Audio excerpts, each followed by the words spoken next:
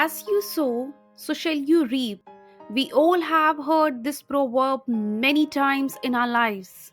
But do you truly believe that good deeds lead to good outcomes?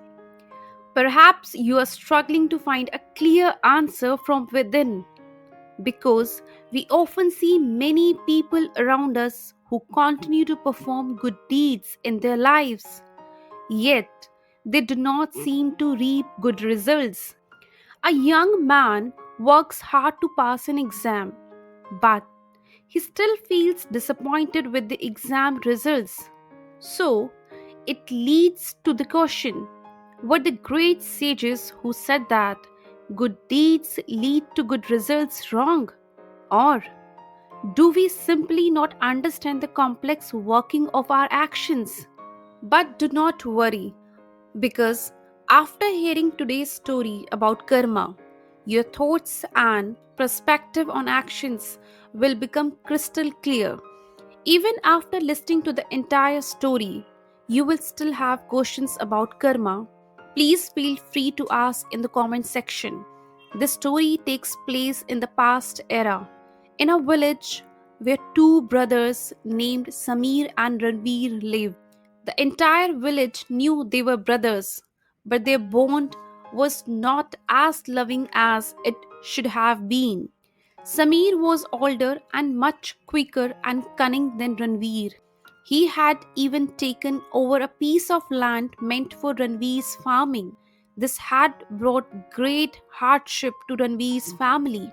His wife was often ill, and they did not have enough money even for basic needs. However, in contrast to his brother, Ranveer was a calm and gentle person. He never harbored ill feelings towards anyone, but he often wondered why he never did anything wrong to anyone, never harbored negative thoughts. Yet his life was full of hardships. Why did not receive the rewards of good karma? His brother, on the other hand, was distant, cunning, and always seemed carefree. Ranveer started thinking that maybe bad deeds led to good results.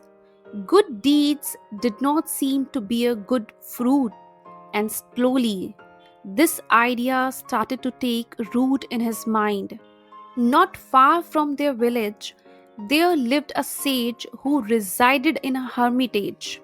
Whenever the sage came to the village to seek alms, he would say the same thing: what you do is yours, and what I do is mine.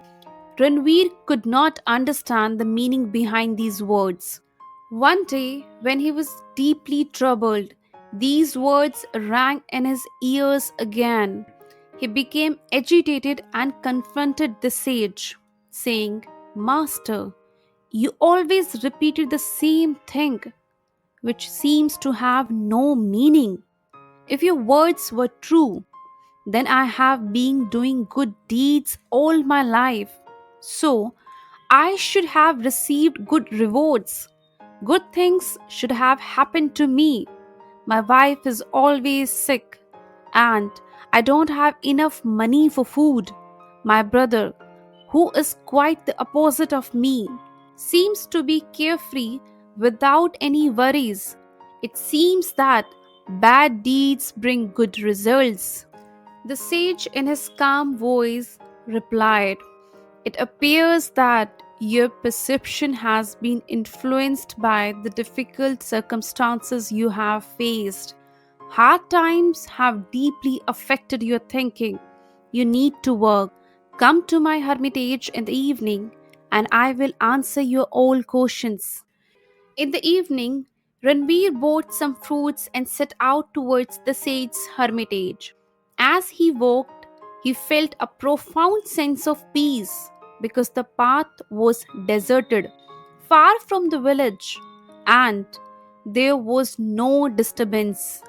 However, he noticed some monkeys and apes on the way. Ranveer thought for a moment about feeding them, but realized that if he did not take the foods to the sage, he would not get answer to his questions. So he continued on his way to the sage's hermitage, where he was about to experience boundless peace because the path was so quiet, devoid of any disturbance. Ranveer reaches the sage's hermitage with the fruits in his hand.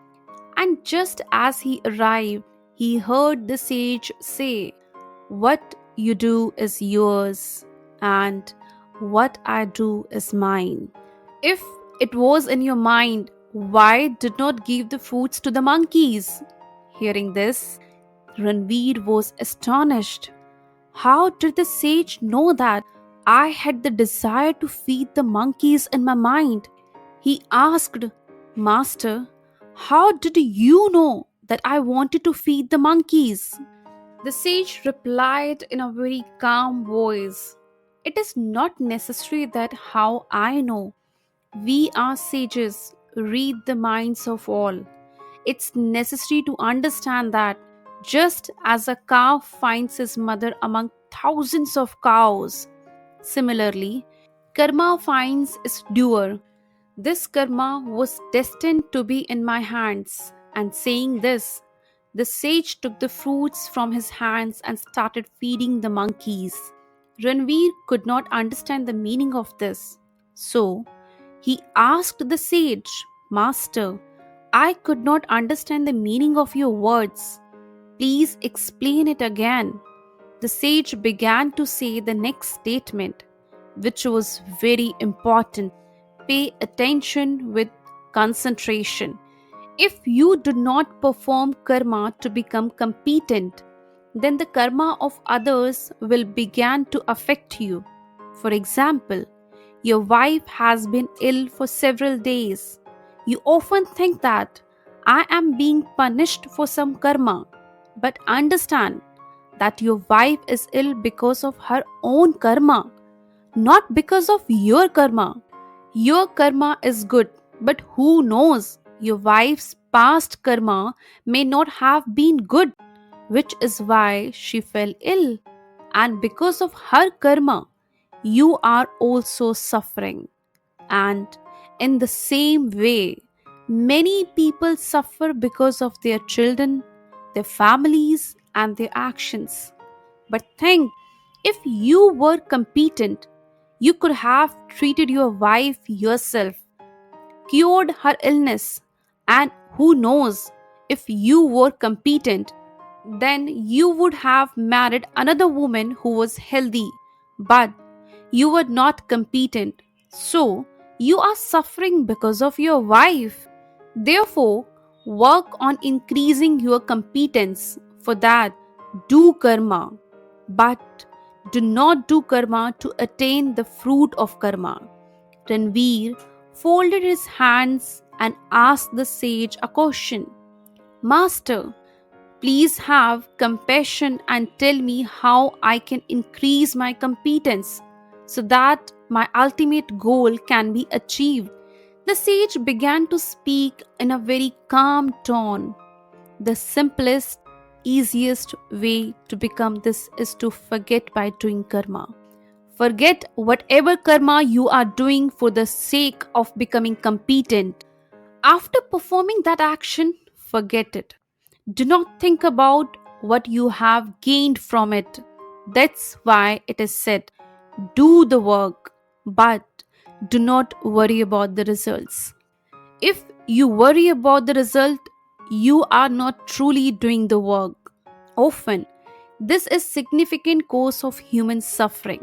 People think, I am doing good deeds, but I am not getting the desired results. And this suffering continues to disturb their minds, diverting them from their goals.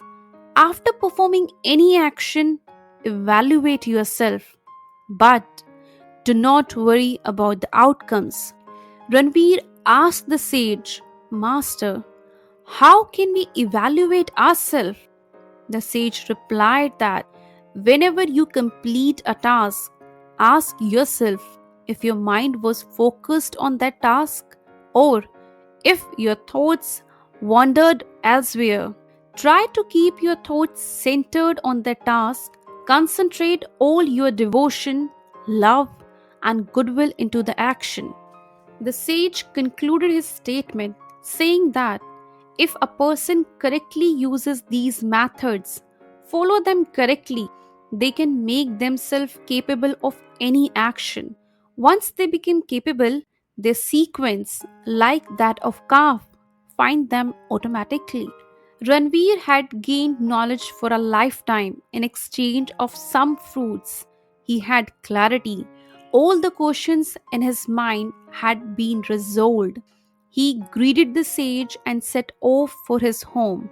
It was night time, the darkness had fallen on the road.